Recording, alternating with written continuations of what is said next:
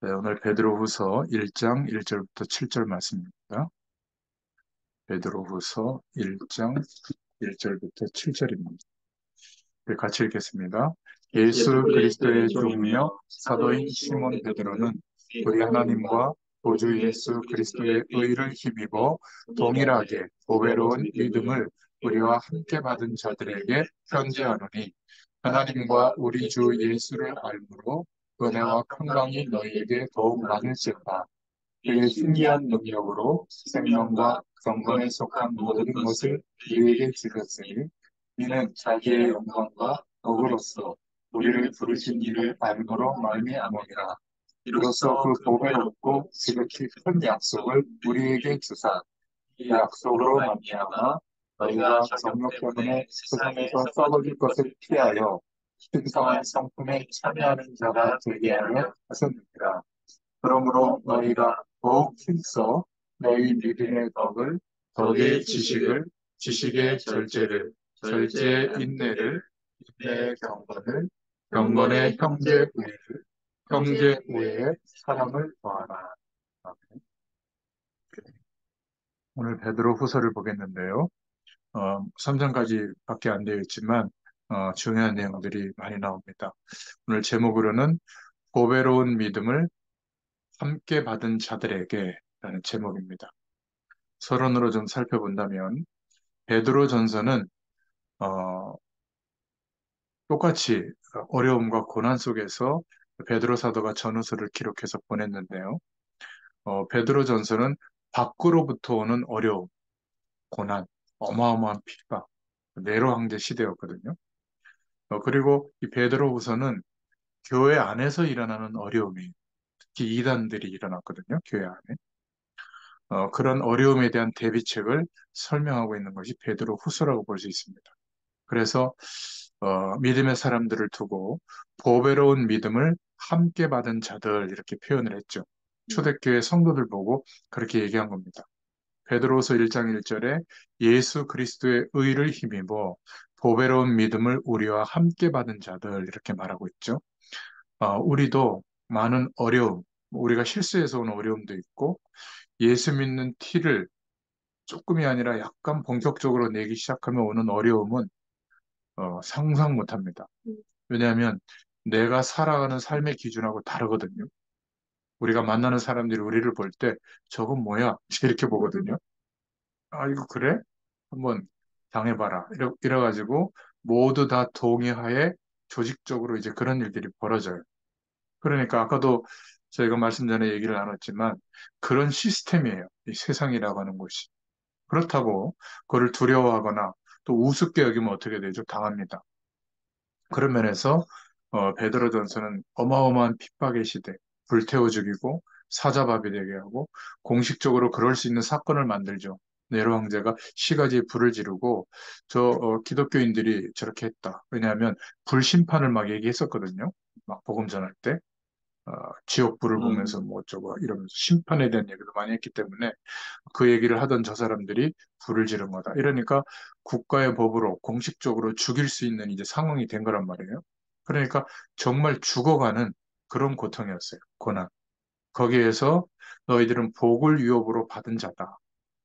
이러고 오실 그리스도의 재림을 기대하면서 어, 고난이 어떤 것인지를 알아라.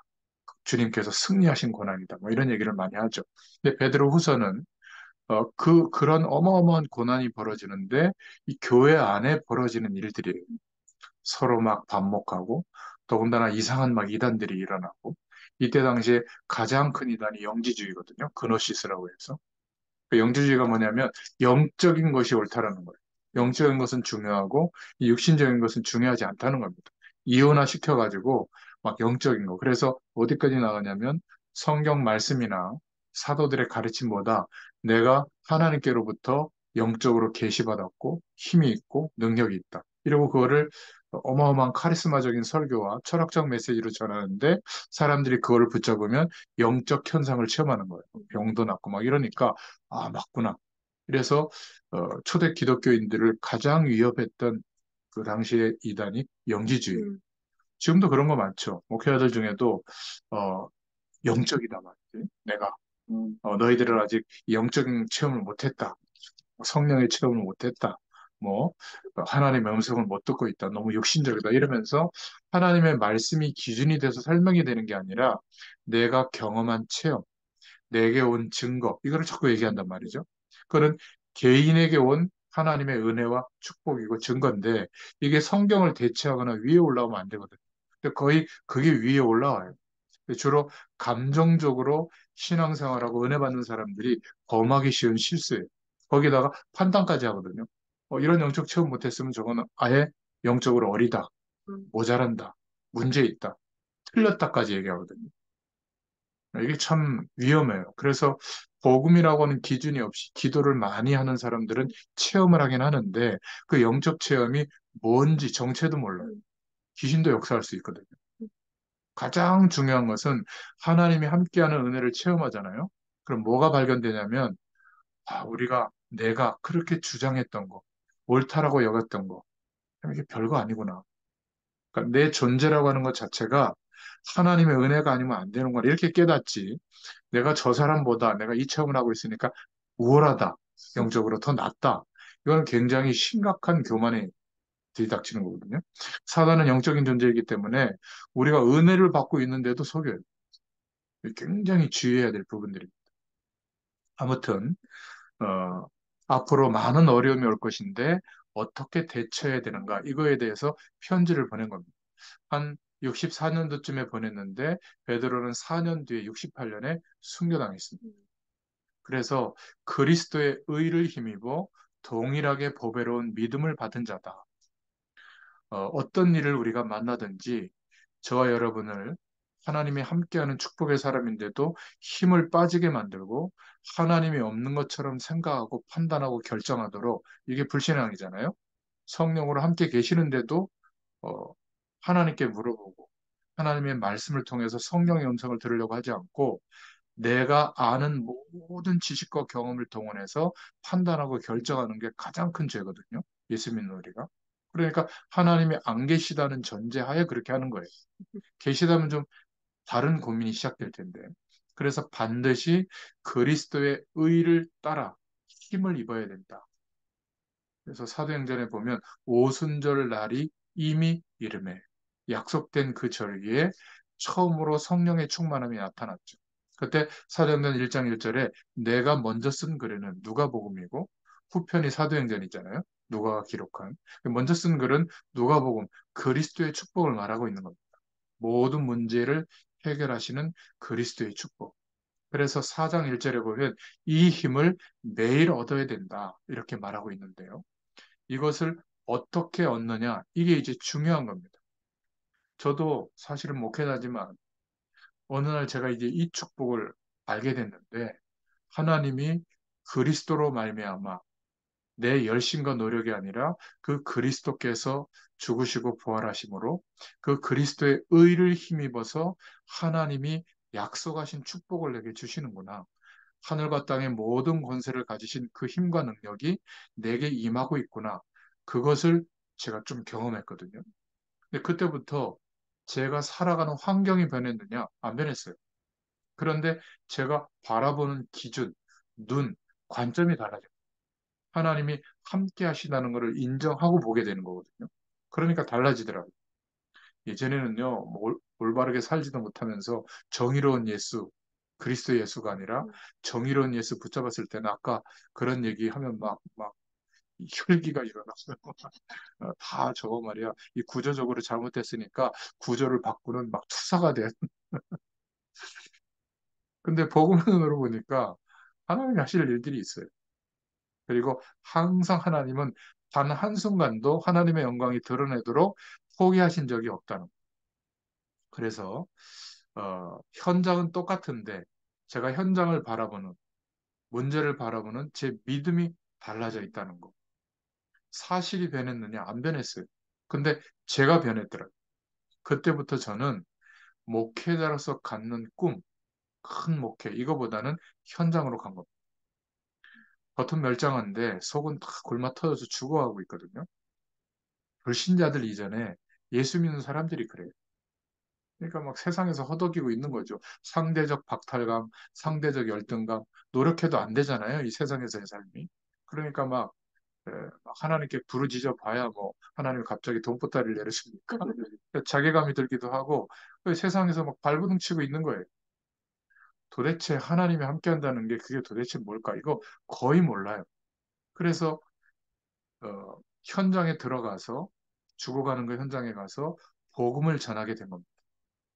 저는 그때 이 부분을 조금 경험하게 됐어요. 그래서 제 삶에 많은 일들이 있지만 괜찮게 된 겁니다. 그리스도의 의를 힘입어 나는 구원을 받았고 보배로운 믿음을 가진 자다.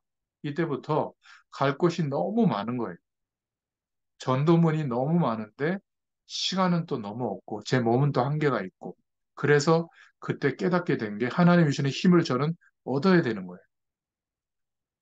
예를 들어서 이렇게 저녁에 이렇게 만나는 이 시간이 매주 고정돼서 계속되면 제가 말씀을 준비할 거 아니에요. 근데 만났다고 못 만났다고 하면 거기에 맞출 수가 없는데 어떻게 해요? 그래서 항상 준비해 놔야죠. 다행히 오늘이 무슨 주일이지. 금요일 날 밤에 제가 준비를 해놨거든요. 그러니까 전화 받자마자 아 예. 근데 이제 갑자기 이렇게 만남이 좀 그때 준비하면 얼마나 힘들겠어요. 힘을 얻어야 돼요. 일도 마찬가지고 삶도 마찬가지인 것 같아요. 이래서 예수님께서 열심히 해라 그러지 않고 성령 충만 주시겠다고 약속하셨구나. 그 힘이 아니면 안 되니까 기억하셔야 됩니다. 다른 사람은 기도를 잘 몰라요. 그냥 기도 행위만 하지 하나님과 내가 함께하고 있는 상태를 잊지 않고 있는 게 기도거든요. 그러니까 기도를 배운 거예요. 하나님과 동행하는. 그럼 어떻게 되는 줄 아세요? 내 노력과 열심 이전에 하나님께 물어보기 시작하거든요. 그 하나님이 이 목사 이렇게 저렇게 하지 않아요. 그러니까 예민하게 하나님이 이런 현실을 통해서 무엇을 원할까를 기대하고 있으면 예배 드릴 때 말씀으로 깨닫게 하기도 하고 어떤 때는 뭐 제가 TV 보는 습관이 막 돌려요, 계속. 왜냐하면 어느 한 개를 지속해서 보기 어려우니까 저는 정보를 얻기를 원하거든요. 막 돌리다 보면 어느 한 채널에서 뭔가 얘기가 나오거나 이러면 이제 그 보거든요. 근데 거기에 또 답이 있어요. 아니, 우리 애들이 막 저를 핀잔하는, 우리 집사람이 저를 막 이렇게 잔소리하는 그 속에서도 답이 있고요. 그러니까 저는 또 말씀을 심부름하다 보니까 제가 가서 말씀 심부름하는 그 대상자들이 겪고 있는 어려움이나 또 거기에 하나님의 뜻이 뭘까를 고민하잖아요. 말씀을 다 준비해 놓고도 고민하거든요. 그런데 그 집에 가서 잠깐 기도하고 말씀 전하려고 딱 보면 성령께서 또 깨닫게 해주시는 생각이 있단 말이죠. 그러니까 하나님이 주시는 힘을 얻어야 되는 게 맞구나. 그자라서 그런 게 아니에요. 그래서 성령 충만 주시겠다고 한 거구나. 그런데 이 성령께서 역사해 달라고 힘을 달라고 구하지 않고 사는 분들은 보면 용감해요.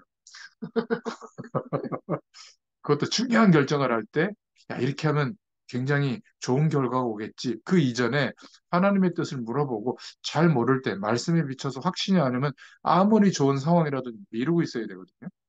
근데 너무나 쉽게 선택을 하고 그 다음에 이제 이루어진 결과들은 하나님께 뭐 별로 감사도 안 하고 문제가 터지면 이제 하나님 말이야 막 이렇게 하는데 하나님이 창조주시라서 그렇지 스트레스 많이 받으실 거예요. 그래서 저와 여러분들은 속지 말아야 될 줄로 믿습니다. 세상이 무섭거나 세상의 여러 가지 배경이 부럽거나 세상이 반대로 또 우습거나 하면 안 됩니다. 저와 여러분이 가서 어디에서 살아가면서 하나님의 자녀다, 하나님이 함께한다 이런 표시 내면 약간 조롱받는 분위기거든요. 근데 그거를 부끄러워하는 사람들이 있는데 기억하시기 바랍니다. 저와 여러분을 조롱하면서도 보고 있어요. 그 사람들이. 조롱하면서 비웃는 것처럼 보이지만 보고 있는 겁니다. 그래서 우리가 자기와 똑같이 세상 배경 속에서 믿음이 흔들리면서 자기들이 좋아하는 선택을 하면 좋아한다고 하지만 속으로는 비웃는 거예요. 아, 저거 별거 아니고. 그런데 믿음을 우리가 딱 지키고 있고 하나님의 영광이 드러나는 티를 내고 있으면 겉으로는 저것들 왜 저래? 이렇게 안 맞는 것처럼 얼굴 표정을 하고 있지만 속으로는 예수 믿는 사람 맞구나 인정하고 있다는 것을 알아야 됩니다. 그 사람들이 우리가 함께하는 사람들 중에 그런 사람들이 결정적인 어려움의 시간이 오잖아요. 저와 여러분에게 이야기합니다. 찾아와요. 속으면 안 됩니다. 말씀 붙잡고 가는데 사람들이 예수 믿는 사람은 어떻고 교회는 어떻고 말하는데 그런 것들 때문에 우리의 중심이 흔들릴 정도면 좀 부족한 겁니다. 그럴수록 저와 여러분은 더 바르게, 더 예의 있게, 더 멋있게 살아갈 수 있기를 축원드립니다. 예의 없는 사람이 되어서는 안 되지만 사람들에게 다 맞출 필요는 없어요. 하나님이 함께 하시는 축복을 가지고 그 힘이 있다면 당당하게 갈 수 있습니다. 우리는 힘 빠질 일들이 너무 많죠. 그래서 매일같이 그리스도 안에서 하나님이 약속하신 성령 충만의 이 힘을 얻어야 될 줄로 믿습니다. 그리스도의 의를 힘입어 동일하게 보배로운 믿음을 받은 자로 설 수 있기를 바랍니다. 그러면 서론의 두 번째로 반드시 기도하는 그 시간에 히브리서 12장 22절, 사도행전 12장 1절부터 25절에 보면 하늘 문을 여신다. 하나님이 응답하시는 축복들이 시작이 됩니다. 이거는 내가 기대하고 있는 것과는 좀 달라요. 우리가 노력하거나 세상의 조건들을 가지고 열심히 했을 때 오는 결과, 그것으로 얻을 수 없는 하나님이 주시는 하늘 보좌의 축복이 함께하는 은혜가 나타나거든요. 그래서 걱정하지 말고 그때부터 중요한 확인을 하시면 됩니다. 초대교회도 아무것도 없는 사람들인데 그 현장에 아니 왕이 40년 동안 국고를 투입해서 어마어마하게 지어놓은 예루살렘 성전에 가지 않고 흩어놓으신 하나님의 사람들이 15나라의 사람들이 그 나라와 현장의 역할을 할 하나님의 일꾼들이 어디에 소문을 듣고 왔냐면 그 모자란 사람들이 모인 초대교회가 시작되는 마가다락방에 온 거예요. 그러니까 이 축복을 누리고 있는데 하나님이 열으시는 15나라의 문이 열리게 된 겁니다. 여기에 베드로가 있었거든요. 그리고 얼마 지나지 않아서 2장 41절에 보니까 3천 제자가 일어난 겁니다. 거기에 베드로가 있었습니다. 사도행전 16장 15절에 보니까 빌립보에 갔는데 하나님께서 예배하신 사람들을 만나게 하죠. 그러니까 루디아, 간수장 이런 사람들을 만나게 하는 겁니다. 한 군데도 빠짐없이 이 축복을 예배해 두셨어요. 누구에게요? 아, 내가 누구이구나.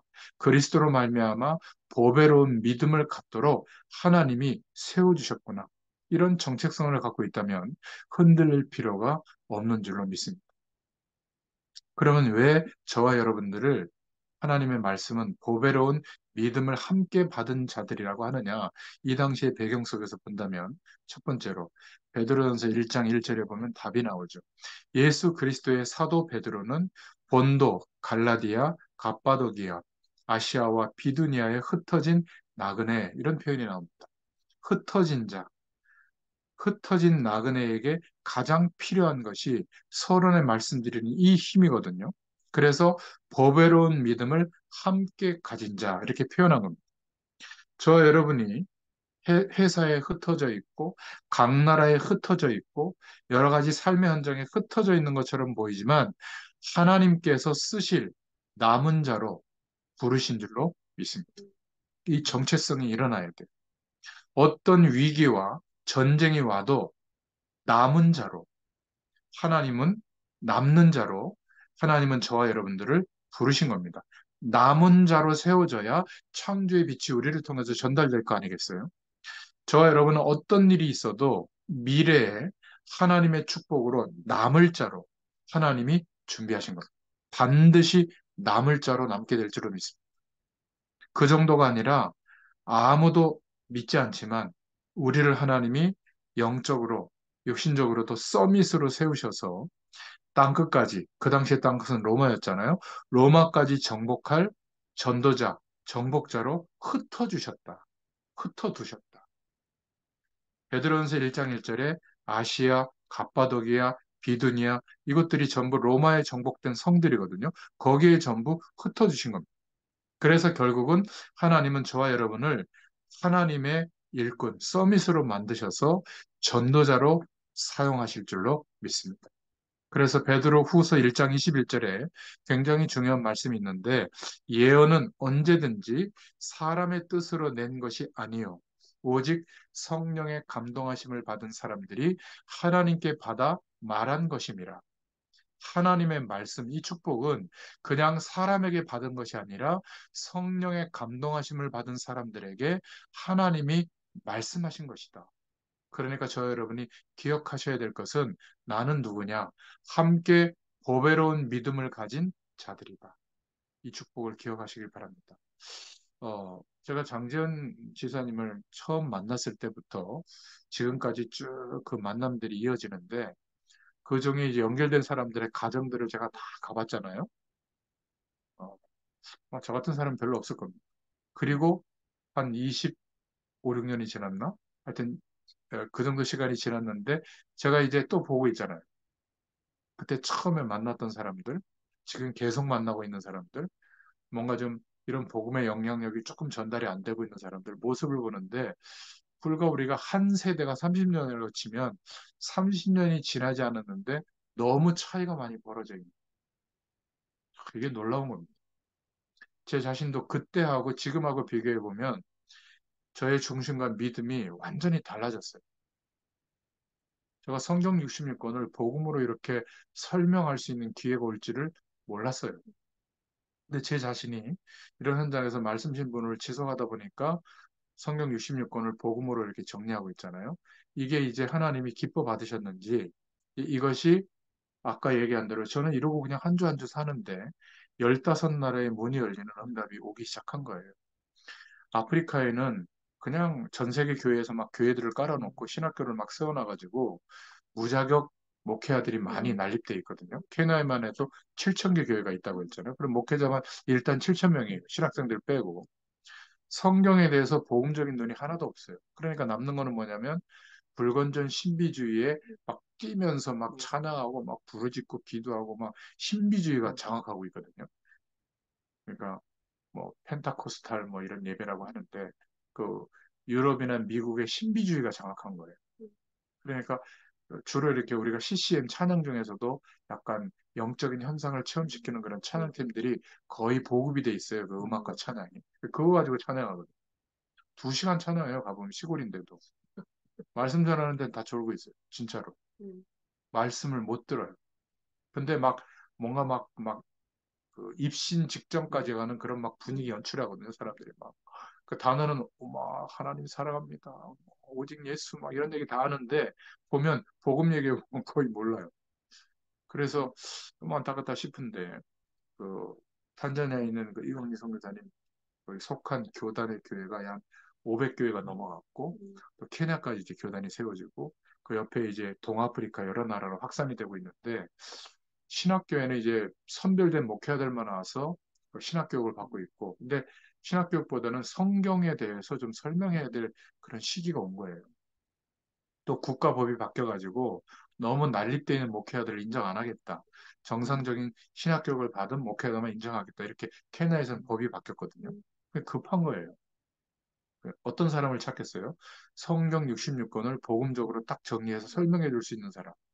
그거 제가 한 1년 6개월 하고 있었잖아요. 그리고 조직신학은 너무 어렵고 조직신학 같은 내용을 평신도들에게 설명할 수 있는 그 내용이 있으면 좋겠다. 그거를 한 2년 넘게 소일의 문답을 108문항을 매주 하나씩 정리했단 말이죠. 그게 지금 준비가 돼 있는 거예요. 오라는 겁니다. 성경 신학원 이제 여는데 와서 좀 심부름을 해달라고 해서 아주 이게 아픈데 하다가 8월 달에 일단 가기로 했어요. 그러니까 우리가 하는 일, 조그만한 일, 하나님의 은혜를 받고 지속하고 있는데 어느 날 이런 축복의 문들이 열리는 겁니다. 지금은 너무 좋은 게요. 교재로 만들어 놓은 거를 그냥 영어로 번역하고 그것도 지금 해외에서 들어오는 친구들이 있거든요. 거기다 부탁을 하면 번역을 해줄 거 아니에요? 그거를 또 보내면 스와일리어로 번역하고 그거를 이제 매 학기마다 이렇게 여름, 겨울에 하는데 이거를 정리하면 또 책자가 자료가 준비가 돼가지고 그 목회 현장에 다 깔릴 거 아니겠어요? 더 감사한 것은 유튜브로 자료가 다 남아 있거든요. 야, 이게 보통 일이 아니었구나. 근데 이거를 제가 일부러 말씀 전하는 현장도 아닌데 제가 이거 켜놓고 제가 막 이렇게 한다. 한두 번은 하겠지만 이거 못해요. 108주를 어떻게 하겠어요? 66주를 어떻게 하겠습니까? 그지? 이게 참 놀라운 일들이었구나. 이런 것들을 깨닫게 됩니다. 왜요? 함께 보배로운 믿음을 가진 자들이다. 이 말씀의 은혜 그대로 우리가 세워져 있는 거죠.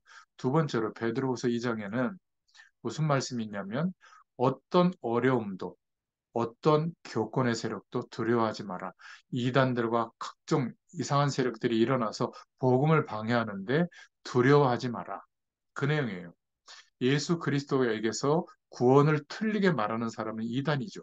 그 핑계로 약간만 말을 틀리게 하면 그거를 빌미를 잡아가지고 누명을 씌우는 사람들이 교회 안에 항상 있었거든요. 기득권을 갖고 있는 분들이.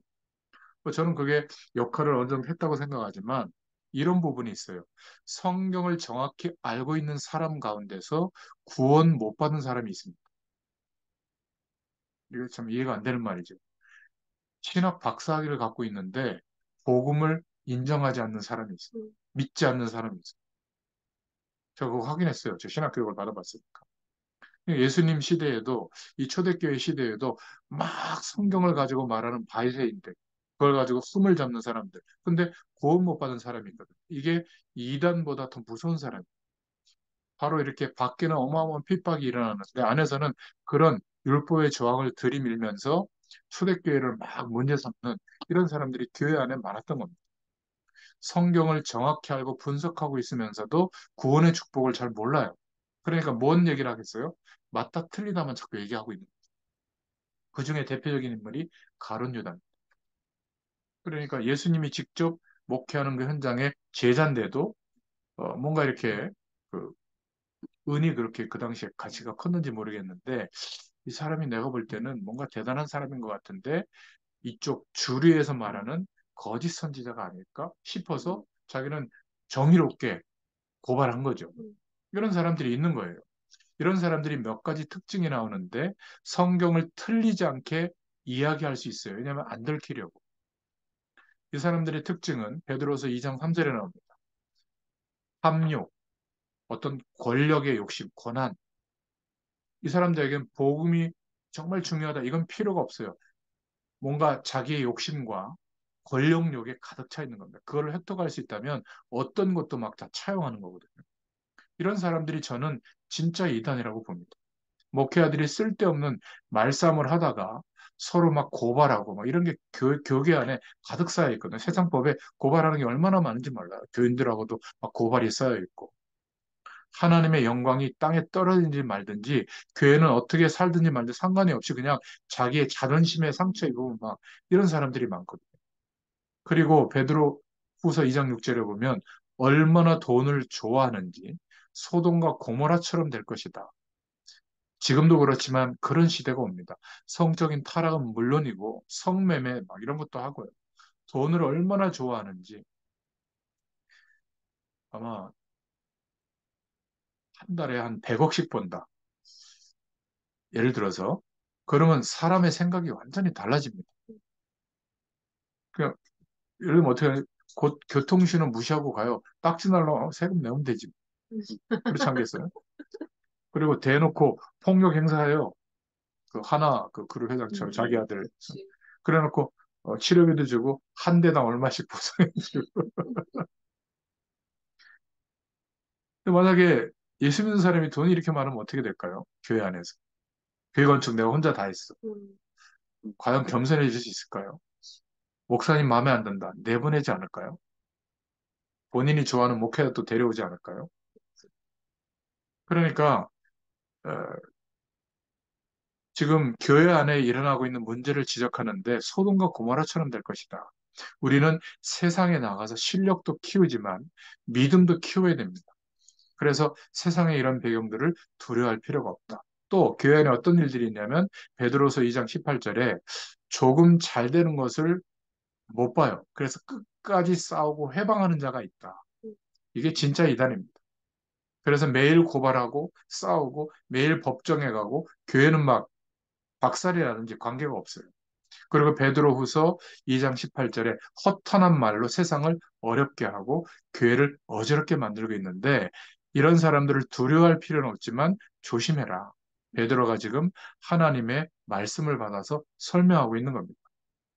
아까도 얘기했지만 교회 안에 이렇게 문제를 일으키는 사람도 있지만 완전히 이단 사상을 설파하는 아까 이야기한 그노시스, 영지주의가 교회 안에 일어났거든요. 이 사람들은 뭘 받아서 예언을 하죠. 또 신비한 체험을 보여주죠. 또 공부도 많이 했어요. 그래서 철학적인 메시지를 해요. 거기다가 뭔가 이렇게 카리스마도 있죠. 그러니까 사람들이 너무나 막 거기에 영향을 받고 있는 겁니다. 밖에서 일어나는 핍박과 고난은 막 생명 걸고 견디는데 안에서 일어나는 문제가 더 큰 문제잖아요.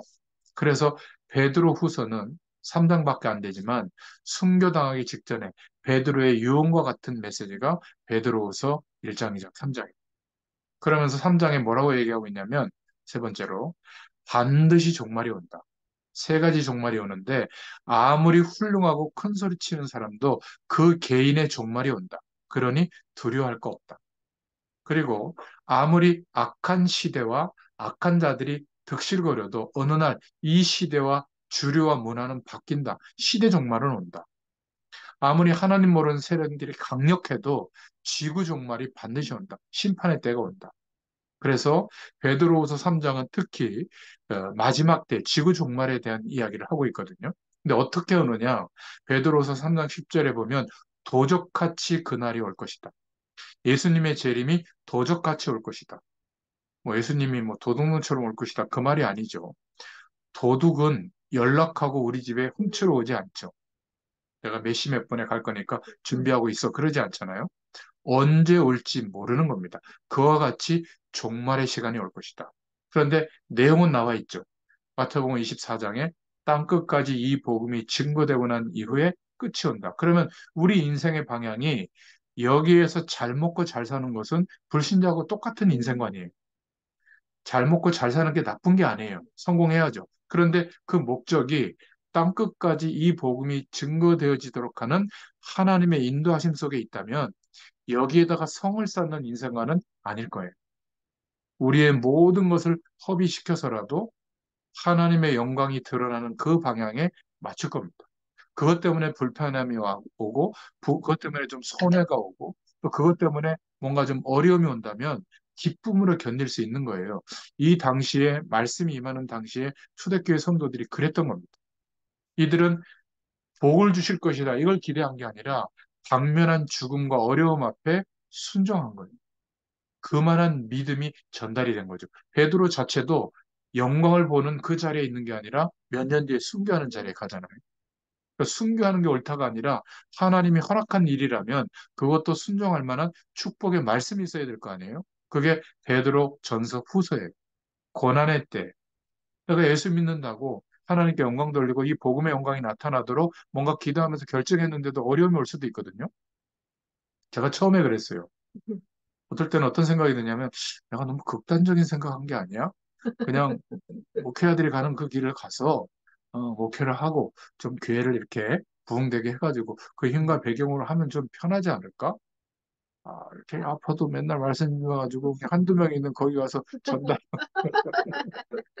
막한 10년 지나면 몇백 명 모이고 이러면 기쁘기라도 할 텐데 똑같은 사람 계속 가서 이렇게 하는 게 좀 내가 좀 이상한 거 아니야? 또 그럴 때마다 한두 분이 선배님들이 선교사님들이 와가지고 이 목사 아직도 그러고 있어 이렇게 이제 연장을 긁어놓고 저보다 한참 후배들이 이제 또 다시 목회하는 분들이 가끔 저를 만나고 어깨를 툭툭 치면서 아이고 왜 그러고 고생하고 있어요 이제 이렇게 얘기할 때는 약간 좀 내가 좀 극단성을 띠고 있는 게 아닌가 싶은데 현장에 가서 말씀 심부름해 보면 미안하지만 아무도 없어요. 복음 전해주는 사람. 교회는 차고 넘치는데 왜 현장에 가서는 안전해 줄까요? 안전한다는 말이 뭐냐면 이 사람이 지금 아직 복음의 가치도 모르고 세상 배경 속에 헤매고 있다면 적어도 이 사람이 복음의 가치를 붙잡고 믿음으로 하나님의 축복을 나타낼 수 있을 정도까지는 도와줘야 될 거 아니에요. 목회자가 할 일이 그거 아니겠어요? 교회에서 교회 경영하는 게 목회자의 일이 아니잖아요.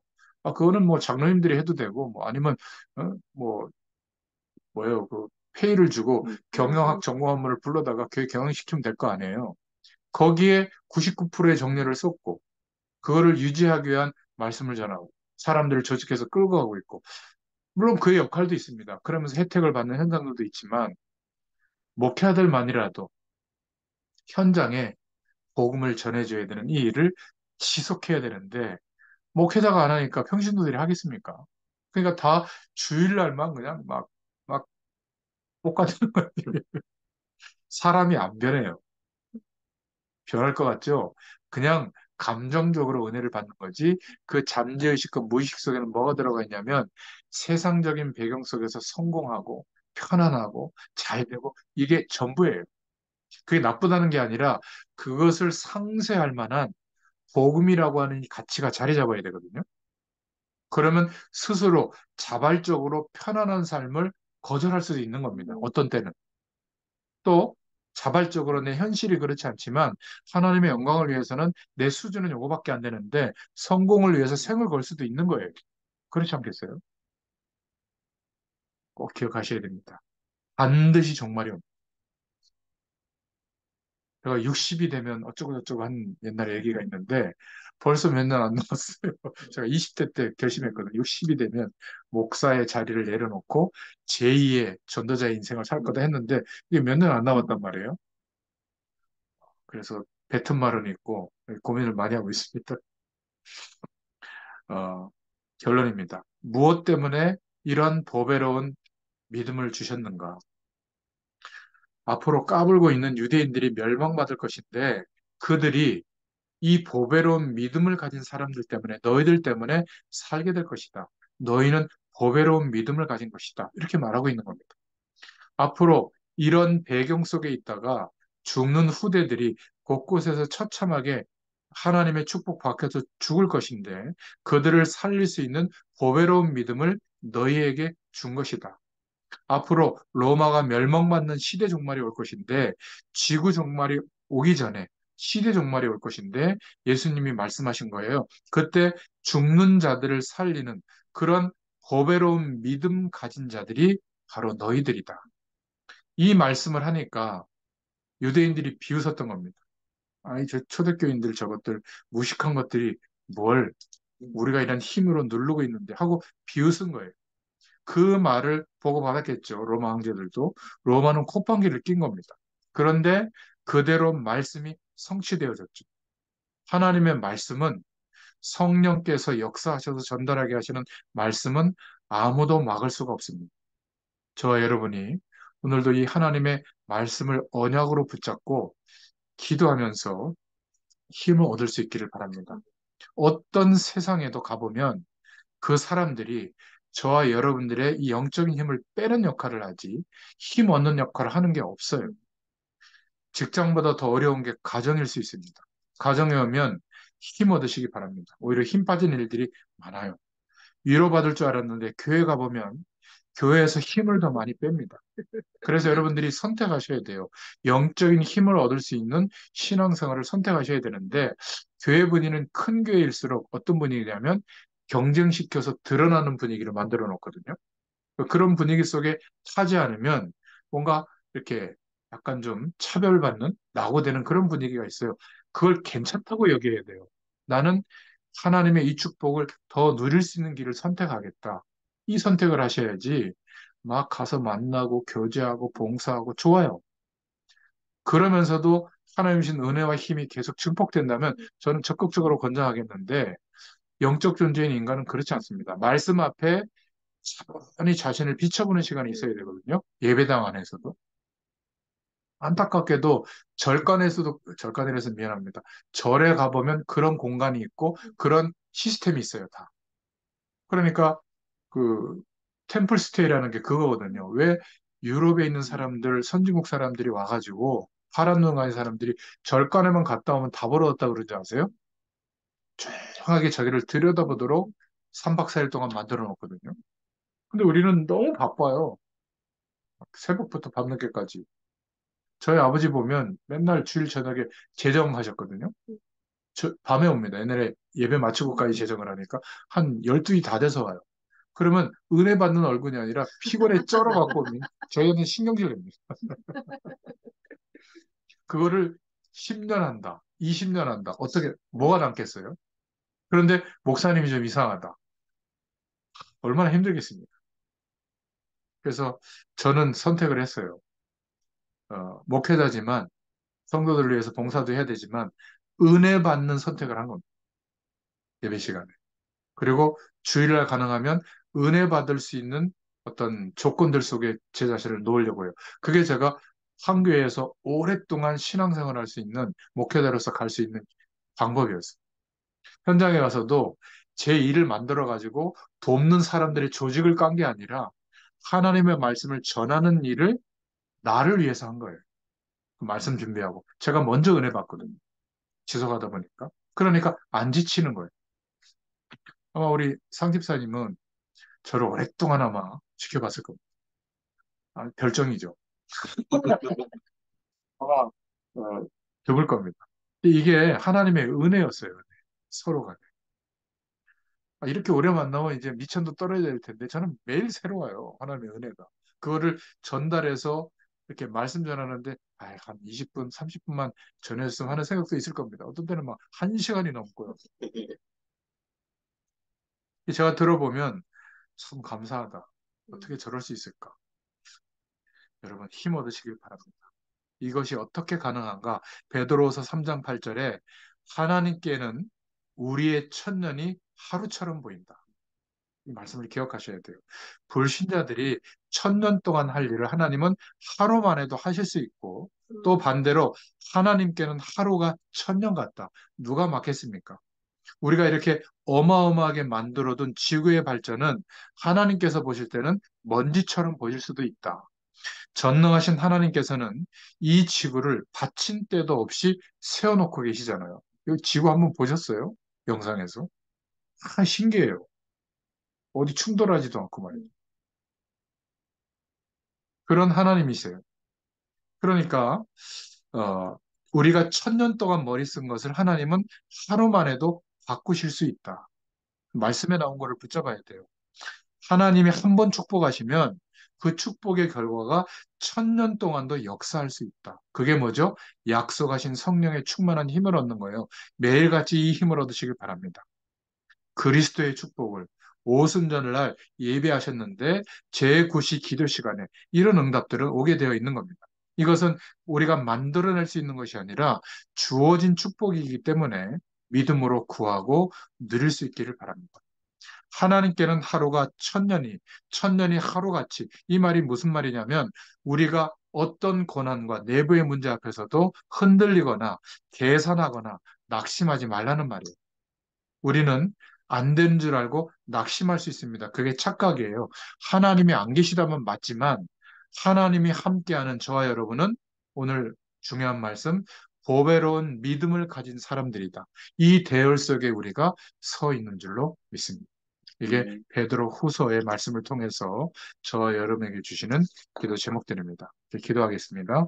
하나님 감사합니다. 하나님께서 우리를 구원해 주시고 예수 그리스도를 믿는 믿음의 반열에 세워주셔서 감사합니다. 이제 이 믿음을 통하여 어떤 환경과 조건 속에 있을지라도 성령께서 역사하시는 하늘 보좌의 축복으로 그 힘과 배경을 힘입어 나아갈 수 있도록 축복해 주실 줄 믿고 감사합니다. 우리는 하나님이시는 힘이 필요합니다.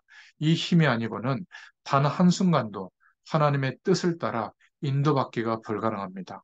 성령의 충만함을 구할 때마다 특별히 이 가정에 또 상입사님이 하는 모든 산업의 현장에 이 축복의 응답들이 나타나도록 역사하여 주시고 또 후대에게 이 언약의 믿음의 그 유산이 전달되어지게 하셔서 세계복음화의 축복을 누리는 가정으로 또 가문으로 하나님께서 축복해 주시기를 소원합니다.